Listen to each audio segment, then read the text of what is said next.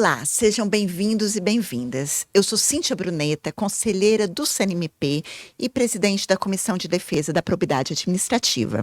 Você está no Integridade em Foco. O podcast coloca a defesa da ética, da probidade em seu devido lugar, como um compromisso colaborativo de toda a sociedade. Lembrando que estamos no canal oficial do CNMP no YouTube e nas principais plataformas digitais. Este é o primeiro episódio de uma série muito especial, novamente, uma série de 3 episódios que falará sobre enfrentamento criminal, a corrupção e a lavagem de dinheiro. A gente vai sair um pouquinho daquela perspectiva de prevenção de tantas outras séries para entrar efetivamente no combate e no enfrentamento. E não poderíamos inaugurar essa série de uma forma melhor do que recebendo aqui o secretário nacional de Segurança Pública, Dr. Mário Sarrubo. Conheci o Dr. Mário enquanto procurador-geral de Justiça de São Paulo, à frente do Ministério Público de São Paulo, e que muito me ajudou aqui. Inclusive, foi quem liberou João Santaterra para trabalhar aqui como membro auxiliar da comissão. Seja muito bem-vindo, Dr. Mário. Dr. Sarrubo, é uma grande honra recebê-lo para a gente ter essa conversa. Honra minha, doutora Cíntia, doutor João, um grande prazer estarmos aqui, estarmos no CNMP e para debatermos um tema que é tão importante para a sociedade brasileira nos dias de hoje. Muito obrigada. A honra é nossa, com certeza. Com certeza. Como falei, e é uma grande alegria. A mim, especificamente, porque meu ex-chefe, duplamente, de tantas batalhas juntas, é uma satisfação enorme poder abrilhantar o nosso projeto. E, doutor Sarrubo, vamos começar do mais amplo, para a gente ficar trocando figurinhas do mais específico. A ideia aqui é a gente conversar na perspectiva criminal e enfrentamento, lavagem de dinheiro, corrupção. Nessa perspectiva, quais as iniciativas assim, mais pungentes do Ministério da Justiça nessa área atualmente? Quais são os caminhos assim, que são vistos? Claro. Em primeiro lugar, a gente tem que olhar para a sociedade brasileira como um todo e a evolução que ela teve quando a gente pensa, por exemplo, em lavagem de dinheiro, desde o momento em que foi editada, que entrou em vigor a lei de lavagem, o que nós temos hoje. Quando entrou em vigor a lei de lavagem, a tecnologia era uma, sim. Hoje a tecnologia mudou, hoje se transfere dinheiro, hoje a criptomoeda é algo que está muito presente nos nossos dias, de maneira que essa é uma preocupação do Ministério. Tanto que o ministro Lewandowski está montando um grupo de trabalho para que se possa discutir aperfeiçoamentos na lei de lavagem de dinheiro diante dessa nossa nova perspectiva, diante do novo modelo de tecnologia. Essa é uma frente importante. O outro aspecto da lavagem, que tem que ser visto não só também nesse GT ou na atualização legislativa, são os trabalhos e o fomento de boas políticas públicas porque nós temos um grande problema hoje na América Latina, que é o crime organizado.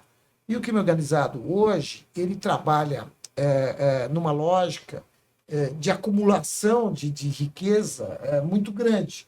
E ele tem que criar mecanismos para lavar esse dinheiro. E a gente tem visto, nós estamos cada vez mais surpresos com os mecanismos utilizados, com os meios de inserção na sociedade. Então, é todo um contexto que envolve desde uma legislação nova, atualizando um olhar para essa tecnologia, mas até mesmo outros tipos de políticas públicas que possam envolver toda a sociedade. Porque a gente não pode esquecer, já que nós estamos falando aqui de integridade e de ética, que isso exige uma mudança de postura também do nosso meio social. Com certeza. Sim. É um compromisso colaborativo, né? Um compromisso colaborativo. Então, eu brinco lá, a gente tem um GT, especificamente na Senasp, na minha coordenação, que é o GT Antimáfia.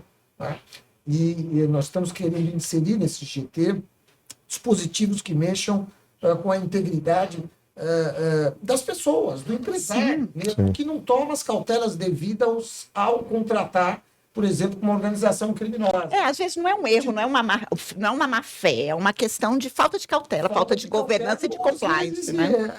Algo que a gente vê com muita...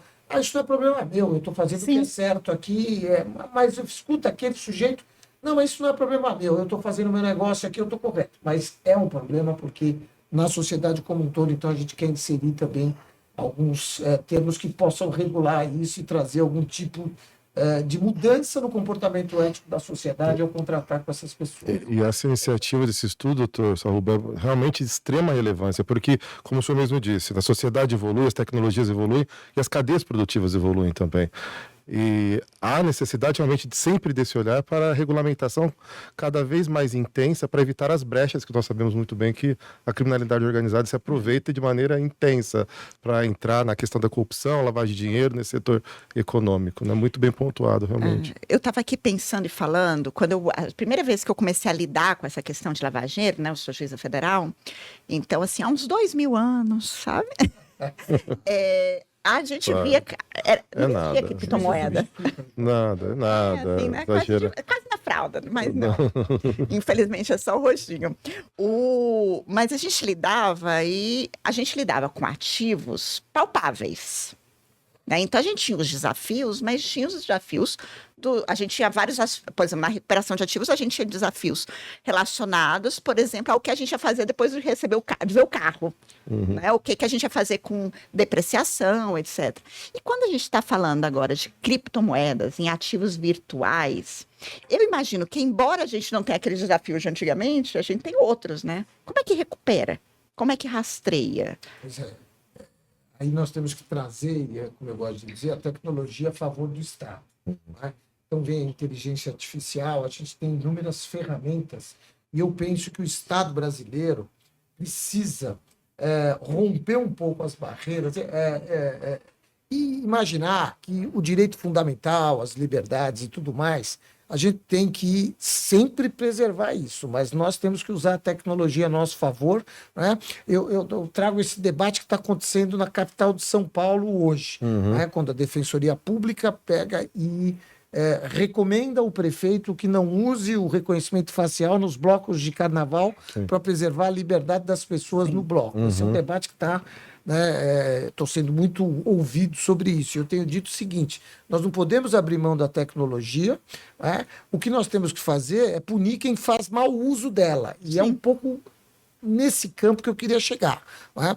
Existem muitos mecanismos para se lavar dinheiro hoje, as criptomoedas também, a questão do sigilo fiscal e tudo mais. Mas a gente vai ter que saber lidar e encontrar um equilíbrio para saber que o Estado tem que ter o poder de ter algum tipo de controle sobre isso, mas sem fazer mau uso desse mecanismo. E o mau uso tem que ser punido severamente. Eu gosto de dizer o RIF do COAF. O RIF do COAF é uma informação de inteligência. Quem faz mau uso dele tem que ser punido severamente. O bom uso pelas instituições públicas, com responsabilidade, ele é estritamente necessário no contexto de hoje de Brasil, contexto de fintech, contexto de se transferir um quantia em dinheiro pelo celular, pelo Pix, que era algo que nós não podíamos imaginar. Então, nós precisamos investir em tecnologia e trabalhar cada vez mais a integridade, notadamente, daquele que recebe essas informações e que faz uso dessa tecnologia. Talvez este, na minha visão, seja o maior desafio hoje, e romper aquele medo de violar direitos fundamentais e, ao mesmo tempo, permitir que o Estado possa atuar com energia. Porque, na verdade, como a gente estava comentando antes, em regra, né, no combate à lavagem de dinheiro, à corrupção, a gente está sempre correndo atrás, né? O sistema de justiça está correndo atrás. Se não puder ter paridade de armas, nesse sentido de paridade de tecnologias disponíveis, e a questão é regulação mesmo. Regulação. A gente, naquele congresso que, no final do ano passado, né, que organizou a defesa da integridade, vieram alguns diretores da FEBRABAN. E eles estavam falando coisas que falando, por exemplo, de contas abertas, de instituições que mantêm contas correntes fora do sistema financeiro nacional para não ficarem abaixo do Banco Central e isso dar mais liberdade. Então, e essa perspectiva é exatamente assim, se entender que o combate à corrupção não pode inovar em termos de ferramentas, como é que se corre atrás da inovação em termos de fraudes? Exatamente. E se me permite, há uma outra questão que, relembrando o passado, não podemos deixar de relembrar o recente passado, né, que na gestão do Dr. Sarrubo no Ministério Público de São Paulo ganhou um corpo muito grande, foi o desenvolvimento dos órgãos especializados nesse tipo de persecução que envolve a conhecimento de tecnologias, como foi o pioneiro CyberGaeco, no Ministério Público de São Paulo. Hoje, outros ministérios públicos adotam a mesma postura, né? A capacitação, acho que, dos entes de persecução nessa seara, porque é uma seara nova que demanda um conhecimento muito especializado. Aliás, aqui, a minha chefe também, ela é dedicada a esse estudo também, né? Nos estudos de mestrado, ela tem vergonha quando eu falo dela, mas é verdade também. Então, a iniciativa lá que na sua gestão ganhou um corpo muito importante, também eu creio que é um passo também que a gente precisa cada vez mais caminhar, né? E lembrar do CIRA também. Do CIRA, perfeito. Institucional de Recuperação de Ativos, que é um trabalho integrado, né? Ministério Público, Procuradoria do Estado, Polícia Civil, Receita Estadual e tudo mais, sempre olhando a fraude fiscal estruturada, que são inúmeros mecanismos que vão passando ao largo do Estado, essas pessoas vão deixando de cumprir com o seu dever de cidadão, né, e obtendo lucros extraordinários. E a lavagem hoje a gente vê em todos os campos. A gente está muito focado hoje no crime organizado, a gente percebe rapidamente como isso está hoje enraizado na nossa sociedade, né? Seja na questão dos combustíveis, seja na questão de transportes públicos, contratos com o poder público, construtoras, né, de imóveis e tudo mais. E aqui eu gosto sempre de dar esse exemplo, porque aconteceu comigo.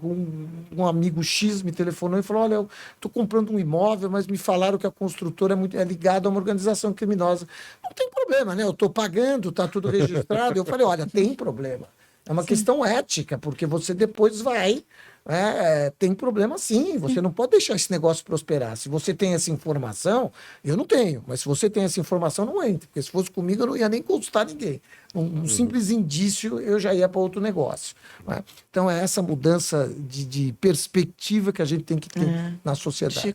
De cultura, de né? cultura. Mas falando em mecanismos articulados, e a questão da cooperação internacional, tanto no combate lavageiro e a corrupção, mas também em recuperação de ativos, né? Porque a gente sabe que a maioria não fica aqui mesmo. Como é que está fundamental esse desafio? E a gente tem trabalhado, né, junto com o Jean Uema, da Secretaria Nacional de Justiça, nós temos trabalhado muito próximos, até porque isso tem sido necessário na medida em que a gente tem a questão do enfrentamento do crime organizado. Né? Mas é importante que talvez uma grande dificuldade hoje que a gente tenha é que fala-se muito em integração, na necessidade desse relacionamento e tudo mais, mas ainda os países e as próprias instituições temem mandar as informações. Né? Então, quando você precisa, por exemplo, quebrar e buscar recuperar um dinheiro no exterior, ainda é uma dificuldade muito grande, é uma burocracia muito grande, e a gente tem procurado aperfeiçoar esses mecanismos. O ministro Lewandowski tem viajado, né? Recentemente esteve na França, fazendo acordos para que a gente pudesse ter um fluxo mais fácil nessa cooperação, né? E assim por diante. Né? Agora, a polarização, por exemplo, ideológica, hoje no mundo tem colaborado para que a gente tenha essa dificuldade. Nós precisaríamos, o mundo talvez precise hoje se organizar melhor nesse sentido, entender porque quando a gente fala em crime organizado, o Brasil hoje, ou a América Latina hoje, é cobrada pela Europa, pelos Estados Unidos, né? Existem organizações que estão, né, como por exemplo o CLACI, o El Pacto, o próprio Banco Interamericano de Desenvolvimento, o CARF, todos eles voltados a financiar a integração da América Latina, a cooperação internacional, para que a gente possa ir atrás. E o foco é sempre esse, recuperação de ativos, né, entender quem são os criminosos e recuperar esses ativos, olhar para a lavagem de dinheiro, esse é o foco principal. Mas há uma dificuldade. A gente vai na reunião, já tive em Guayaquil, no Equador, já tive no Panamá, já tive no Paraguai, né? E aquela animação. Aí você marca uma reunião 15 dias depois com um país vizinho para efetivar, né? Olha, então vamos lá, vamos fazer. Não, ok. Aí a reunião é desmarcada, etc. e tal, né? E as coisas não acontecem porque há os países ainda têm um pouco de medo de trocar essas informações do modo com que elas precisam ser trocadas. O que é interessante, né? Porque se a gente fala de criptomoeda, ativos virtuais, a gente, em certa medida, está falando de um espaço que não é o físico, né? Exato. Está falando do cyberespaço, então a gente entra numa discussão de fragmentação de fronteiras, inclusive, e não consegue evoluir nessa discussão. E é isso que o mundo parece que não percebeu. porque não é? Porque, volto a dizer, né, o crime organizado, ele usufruiu muito rapidamente do avanço tecnológico, da derrubada de fronteiras. Né? Eu gosto de lembrar, era um evento viajar para o exterior. Sim. Hoje se vai para o exterior como se vai daqui para Goiânia. É muito fácil. Não é? E as barreiras não existem mais. Né? A União Europeia, o Mercosul, então as coisas acontecem de forma muito rápida na questão do comércio, do turismo e tudo mais. E fora a tecnologia. O crime organizado, ele usufrui de tudo isso com muita rapidez da queda das barreiras, usufrui ainda mais da tecnologia, né, sem nenhuma dificuldade, e nós estamos ainda burocratizados. Aliás, o Brasil é burocratizado. Sim. Nosso sistema federativo dificulta ainda mais essa interlocução, de maneira que a gente tem muitas vezes dificuldade para pegar uma informação de São Paulo para o Rio de Janeiro ou do Rio de Janeiro para Minas Gerais. São estados vizinhos. Eu confesso que eu, como juiz, eu tenho a questão da cooperação internacional, a autoridade central, assim, com todo respeito, né? Sim. Mas é algo que a gente que tem que se evoluir, porque a comunicação é muito diferente.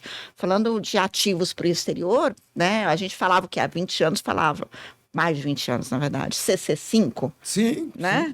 E agora é rápido. É muito rápido. Muito rápido, a gente tem tecnologia para isso, só que nós precisamos romper as barreiras. Né? Aquilo que eu gosto de dizer, você tem os cartões lá, que você compra moeda rapidinho, né? Você está no exterior com um determinado cartão, você faz uma coisa na hora lá e já vira moeda local.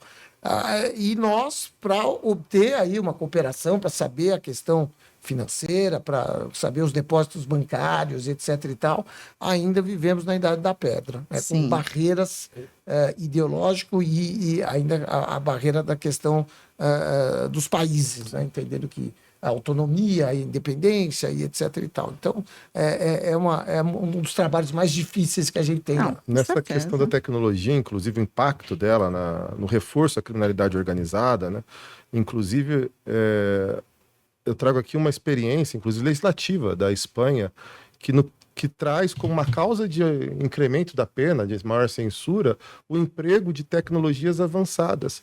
Em especial isso refletindo, obviamente, na criminalidade organizada também, né? Talvez fosse até um caminho para nós pensarmos, porque como nós estávamos conversando antes, não tem jeito, né? A população acha que quem é dedicado ao enfrentamento à criminalidade tem a obrigação de antever o crime, mas não é.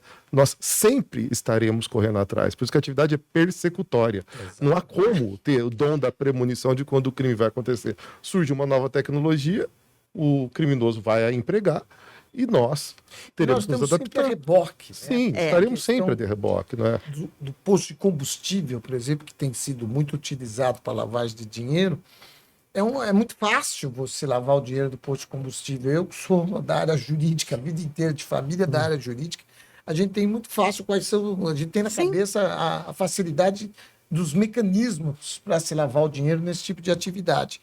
E a gente não tem um marco regulatório para isso, ou pelo menos a gente não consegue criar um marco, uma regulação efetiva para esse tipo de coisa. Né? E isso prejudica, por exemplo, a economia nacional como um todo, isso prejudica o bom empresário, né?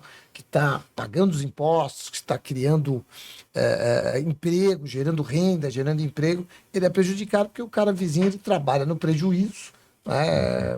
Fraudando bomba, fraudando combustível e assim por diante, e lavando o seu dinheiro, transformando aquilo. Né? Então é uma dificuldade muito grande. Aquela questão que estávamos comentando também, o mercado não se beneficia, né? Investimento estrangeiro se torna mais complicado porque acaba colocando né? a credibilidade de todo um país. Exatamente. Nessa questão. E a prevenção, né? Quem é que estava falando foi o ministro Bruno Dantas, né? Prevenção funciona até um certo ponto. O homem comum, né? Sim. Exato. Então, a prevenção nunca vai resolver todos os problemas. Não. Porque tem aquelas pessoas que, por mais que se mude a cultura, vão continuar fazendo. Vão continuar fazendo. Por isso que, às vezes, a gente precisa... enfim, avançar nos mecanismos, na tecnologia, mas às vezes é alteração legislativa. Por exemplo, o ministro me pediu, e nós estamos trabalhando nisso agora, depois de conversar com o setor de combustíveis, conversar com o setor de cargas, conversar com vários setores, né? Programa celular seguro, aquela coisa toda, procurando aprimorar, e diante de tudo que a gente vê acontecendo, ele falou, Sarrubo, nós temos que aumentar a pena da receptação. Sim. E é verdade, é preventivo também. Se aumenta a pena, as pessoas ficam inibidas. Porque é aquela história, né? Você comprou esse celular, tá barato. Tá barato. Tudo bem, não é problema meu. Eu gosto dessa expressão, porque eu tô comprando barato, isso aí não é problema meu. Mas Sim. Às vezes uma pessoa foi morta por conta desse celular barato que você está comprando. Vítima de um crime grave, né? Ficou traumatizada, etc. e tal, perdeu a vida. Então nós precisamos mudar essa lógica, e para isso a gente precisa agir em todas as vertentes para chegar naquilo que a gente chama de integridade para todo o povo brasileiro, para melhorar o nível integridade de integridade sistêmica, né? Eu acho que essa é a grande questão. E reverter o ciclo do custo-benefício da prática criminosa também. Né? Uma ótima ideia, realmente. Essa, inclusive, um parênteses. Programa Segurar o Celular Seguro, assim, fantástico. É muito bom. Só um parênteses, assim, de elogio que... E a gente vê que o Brasil é bom, né? Porque já existia, quando nós chegamos no Ministério, mas aí nós conhecemos uma coisa muito simples e muito óbvia que acontecia no estado do Piauí. Pura e simples, né? O e-mail. Né? Sim. Tudo bem que lá o roubo é diferente, aqui em São Paulo, Rio, eles querem muito mais os dados do que propriamente o aparelho, mas lá é a questão do aparelho. E esse aparelho vai para um receptador que vende para um outro receptador, com o pouso doloso, não importa, né? Ou não, receptador, enfim. Mas a hora que aciona, há um convênio com as empresas, né? Com as empresas de telefonia, acionou aquele e-mail, a empresa avisa. E a polícia intima o sujeito e fala, esse celular é roubado, você devolve. Se você não devolver, nós vamos buscar. E com isso aconteceu uma mudança comportamental muito importante. Sim. As pessoas, primeiro, começaram a registrar o furto e o roubo do celular. Né? E dois, então no primeiro momento houve um boom, e agora está em queda porque a receptação, o pessoal já não está comprando mais, né? As pessoas estão tomando mais cuidado. Então, é um desafio muito grande para todos nós. Um nudge para não receptar. E assim, a gente falando dessas coisas que vão surgindo, um assunto do momento é a questão das apostas online. Nossa. Que eu imagino que entra nessa questão do que surge, que a gente não tem resposta legislativa, a gente não tem uma previsão e tem que lidar, inclusive com as consequências, porque a gente está falando aí também de ativos virtuais, né? Sim. E quais são os maiores desafios, ou tem alguma medida que já foi tomada para mitigar essa questão? O primeiro grande desafio foi o trabalho que nós fizemos ali, junto com o Ministério da Fazenda, para filtrarmos as empresas que são idôneas e etc. e tal, para que elas pudessem receber autorização. Então, nós nos envolvemos, fizemos pesquisas e etc. e tal. 100%? Não, mas acho que demos uma boa filtrada no primeiro momento. Agora, no segundo momento, e volto a dizer, esse é um problema mundial, é nós entendermos e começarmos a identificar e encontrarmos uma maneira de regular para que essas empresas tenham efetivamente sede no país, porque a maioria monta uma sede quase que fictícia e continua funcionando aquela no questão exterior. Cyberespaço, né? Até porque os problemas vão acontecer. Né? Na medida em que nós vamos começar a ter aposta que não foi paga, etc. e tal, e aí vai acionar que não, mas tem uma representação. Mas a representação do país não vai cobrir o custo. E aí nós vamos ter que buscar no exterior, e aí a grande dificuldade. Então, eu tenho uma posição muito pessoal com relação a isso. Acho que o Brasil não precisava efetivamente disso. Já era uma realidade, até por conta do mundo virtual, você consegue fazer do Brasil uma aposta. Foi isso o tempo da banquinha país. Só do jogo do bicho. O nosso problema era o jogo do bicho, era um pouco melhor. A gente tinha mais como controlar. De maneira que nós vamos precisar encontrar aí um equilíbrio e ter um sistema de fiscalização que seja efetivo. E mais do que isso, eu acho que o Brasil ele é muito bom de campanha. Eu me lembro, eu sou velho, então vou invocar aqui minha velhice, mas eu me lembro que nós dirigíamos, no meu tempo de faculdade, sem cinto de segurança. Até que veio uma bela campanha, com uma multa alta, e hoje a gente não entra no carro sem se cinto sentir de melhor. segurança. Eu me lembro desse tempo. A senhora deve lembrar de criança. Eu também. Mas eu já dirigia sem cinto de segurança. A questão de dirigir depois de beber, hoje é uma realidade. Não é? Os jovens hoje, né? Meus filhos, por exemplo, não dirigem nunca, não saem à noite de carro nunca, é uma realidade que a gente muda. A campanha é muito boa. A campanha do cigarro foi um sucesso. Sim. E a gente precisa fazer uma campanha muito forte com essa questão do jogo, né? Que é algo que é uma realidade. Então nós temos que fazer com que as pessoas saibam que aqui é uma diversão, eventual, etc. e tal, para não cair no vício, porque senão nós vamos enfrentar um outro tipo de problema social, que é a ruína financeira e um problema social, né? Então o Brasil tem um desafio muito grande, né? Para além do medo que nós temos, e eu diria que é quase uma certeza de muitas dessas casas, desses jogos, estarem aí com organizações não muito afeitas à licitude. Porque também é uma boa forma de lavar dinheiro. Assim.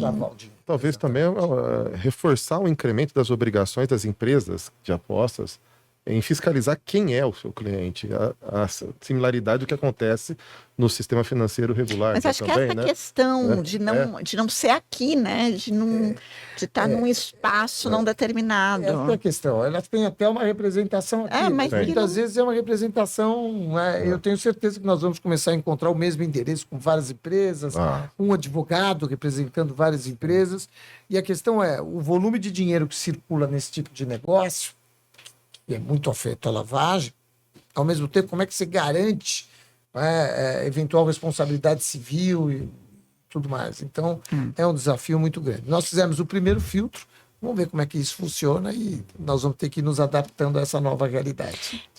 Assim, e uma curiosidade, assim, já assim, encaminhando para o final. Como juíza federal, eu sempre disse, a jurisdição criminal na Justiça Federal, ela é uma jurisdição, eu uso sempre esse termo, muito asséptica. A gente lida em regra, claro, tem latrocínios, tem homicídios, tem tráfico de pessoas, trabalho escravo, sei que tem, mas a grande maioria dos crimes, né, que são processados na Justiça Federal são crimes em que a vítima é a sociedade. A gente está falando de dinheiro. A gente está falando de lavagem de dinheiro, a gente está falando de grandes fraudes contra o sistema financeiro nacional, contra a ordem econômica, enfim. Específico. Crime sem a vítima sem rosto, na verdade. Crimes né? vagos. E nessa perspectiva, a gente consegue compreender com facilidade, quando fala de crime organizado, a gente consegue perceber com facilidade as facções. Então, se você vai falar... E o crime organizado na cadeia econômica produtiva, que é exatamente essa questão da vítima sem rosto. Essa questão de que não é comigo. Eu faço parte do jogo, mas no final das contas ninguém sai machucado, né? Porque é algo que a gente ouve muito, isso de a vítima sem rosto, você não tem um machucado, você não tem uma ferida, você não tem o sangue. Como que se pensa a respeito? Esse é talvez o maior problema do Brasil hoje. Eu gosto. A gente é sempre bom fazer o histórico, né? O Brasil, geograficamente, ele é vizinho dos 3 maiores produtores de cocaína do mundo. 90% da cocaína consumida do mundo é produzida aqui por 3 países vizinhos ao nosso. Nós nos tornamos um grande entreposto. É impossível cuidar das nossas fronteiras, são 16 mil quilômetros. Sim. Fronteira terrestre, mais ou menos, 7 mil marítima.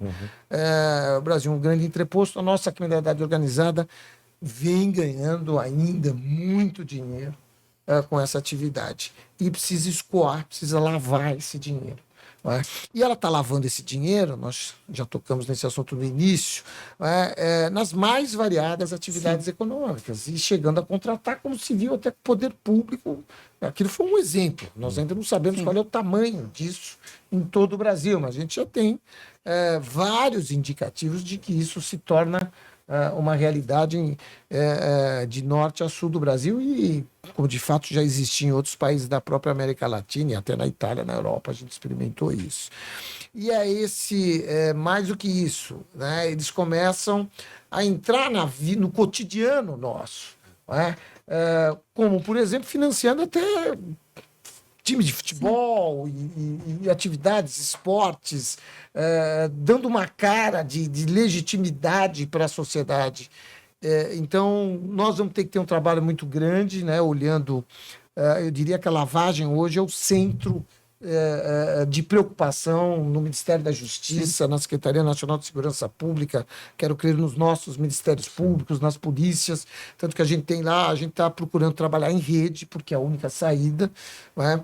Então nós temos hoje, no âmbito do Ministério, com a nossa chegada, lá nós criamos a Renorcrim, que é uma rede nacional de combate às organizações criminosas. Nós começamos criando sinergia nas DRACOS, que são as polícias civis, depois chamamos os GAECOS dos Ministérios Públicos, e semana que vem, não a outra, depois do Carnaval, nós vamos trazer a Polícia Federal e a Rodoviária, criando sinergia entre todas essas equipes, fazendo com que a gente troque expertises, tal, nos organizando para esse enfrentamento. Uma outra rede que nós criamos também, que é muito importante, é a Recupera, que também trabalha com todas as polícias e tudo mais.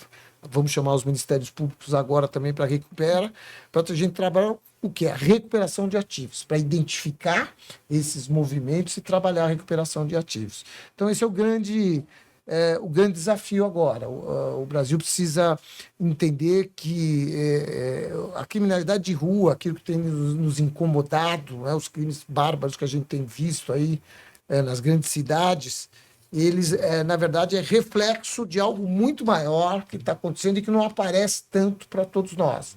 Então, nós vamos ter que atacar isso com muita estratégia, procurando recuperar esses ativos. Então, tem o campo legislativo, lei antimáfia, reforma da lavagem de dinheiro, mas tem também esse trabalho em rede, que precisa trazer agora a Receita Federal, precisa trazer o COAF precisa ser fortalecido. Tive a oportunidade de falar isso ao presidente da República. É muito importante o fortalecimento do COAF, né? E nós vamos ter que partir para cima, vamos dizer assim, usando das ferramentas que o Estado tem. Tendo coragem de tomar as providências, porque essa é a realidade que nós temos que enfrentar. Mas assim, é aquela articulação, colaboração. Exatamente. Porque se não for atuação em rede, né? Não tem como funcionar, não tem como funcionar. Né? A gente vê, eu fico feliz, né? A Polícia Federal tem a FICO, né? Que é as Forças Integradas de Combate ao Crime Organizado, tem trabalhado com os MPs, como recentemente em São Paulo, né? Isso é um trabalho que já acontecia desde que eu era procurador-geral. Ontem, até essa semana, tivemos uma belíssima operação trabalhando com essas chamadas fintechs, que é um motivo de grande preocupação. Sim. Então, nós precisamos entrar nesse tema de cabeça e precisamos avançar e cuidar, porque é o nosso futuro, é o nosso país que está em jogo. Então, vamos trabalhar. Com certeza.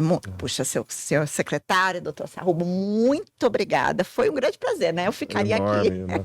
ficaria uma hora aqui tirando dúvidas e conversando. Obrigado, professor, por aceitar o convite e pela oportunidade de nos revermos. Exatamente. Realmente. Obrigado, João. Prazer Obrigado. te rever. João, que já trabalhou comigo, né? Já tivemos a mesma equipe trabalhando na Subprocuradoria de Políticas Criminais, né, João? Exatamente. Sempre juntos e continuamos juntos aqui, sempre procurando fazer o melhor. Muito obrigada novamente pela participação no Integridade em Foco. Grande alegria. Estou sempre à disposição. Obrigado, doutora Cíntia. E você que nos ouve, nos assiste, também pode e deve participar do Integridade em Foco, sugerindo convidados, indicando perguntas, sugerindo temas também. Lembrando que sempre estamos no canal oficial do CNMP no YouTube e nas principais plataformas digitais. Agora eu vou pedir ajuda aqui ao Dr. João. O nosso próximo convidado será o Dr. Bechara ou o Dr. Bernardo? Nosso próximo convidado será o Dr. Bernardo Mota, que trabalha, eu tive a grata satisfação de trabalhar com ele o ano passado, diretamente no exitoso projeto chamado ENCLA. Pronto. O doutor Bernardo Mota é, de fato, coordenador-geral de articulação institucional do Departamento de Recuperação de Ativos e Cooperação Jurídica Internacional do Ministério da Justiça e da Segurança Pública. E a ENCLA, que é a Estratégia Nacional de Combate à Lavagem de Dinheiro e à Corrupção, será o tema do próximo episódio. E a gente se encontra logo mais para falar um pouco mais sobre improbidade, integridade, corrupção, ética e transparência na administração pública e na sociedade. Te espero, até lá.